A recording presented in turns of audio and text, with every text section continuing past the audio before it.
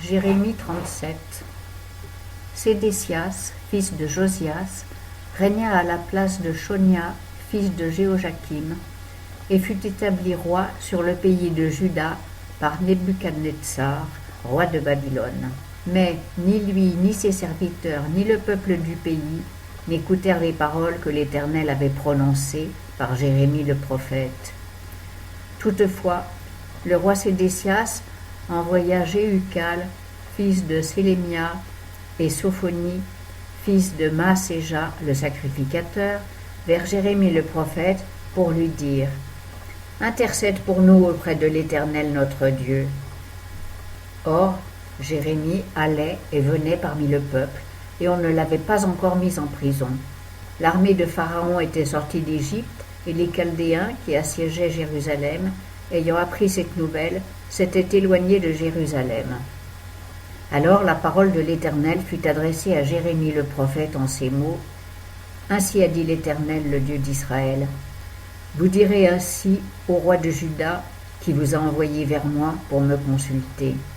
Voici, l'armée de Pharaon qui est sortie à votre secours va retourner chez elle en Égypte, et les Chaldéens reviendront assiéger cette ville, et la prendront, et la brûleront par le feu. Ainsi a dit l'Éternel. Ne vous abusez point vous-même en disant « Les Chaldéens s'en iront loin de nous », car ils ne s'en iront point. Et même, quand vous auriez défait toute l'armée des Chaldéens qui combattent contre vous, et quand il ne resterait que des blessés, ils se relèveraient chacun dans sa tente et brûleraient cette ville par le feu.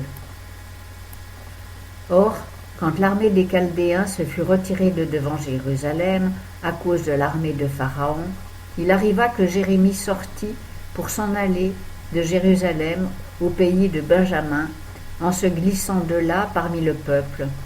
Mais lorsqu'il fut à la porte de Benjamin, il se trouva là un capitaine de la garde, nommé Jéréija, fils de Sélémia, fils de Hanania, qui saisit Jérémie le prophète en disant « Tu passes aux Chaldéens ?» Et Jérémie répondit « C'est faux, je ne passe point aux Chaldéens. » Mais il ne l'écouta pas. Jéréija saisit donc Jérémie et l'emmena vers les chefs. Alors les chefs s'emportèrent contre Jérémie, le frappèrent et le mirent en prison dans la maison de Jéhonathan, le secrétaire, car ils en avaient fait une prison. Ce fut ainsi que Jérémie entra dans la basse fosse et dans les cachots, et Jérémie y demeura longtemps.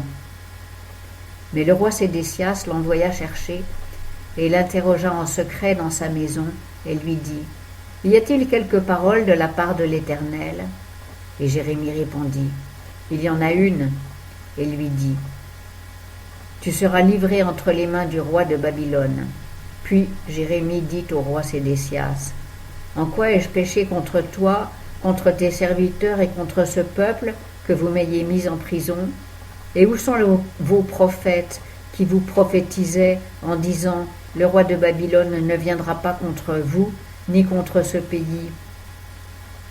Or maintenant écoute, je te prie, ô roi mon Seigneur, et que ma supplication soit favorablement reçue de toi.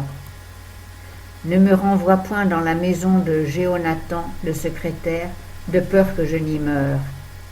Alors le roi Sédécias commanda qu'on gardât Jérémie dans la cour de la prison et qu'on lui donnât chaque jour un pain de la rue des boulangers jusqu'à ce que tout le pain de la ville fût consommé.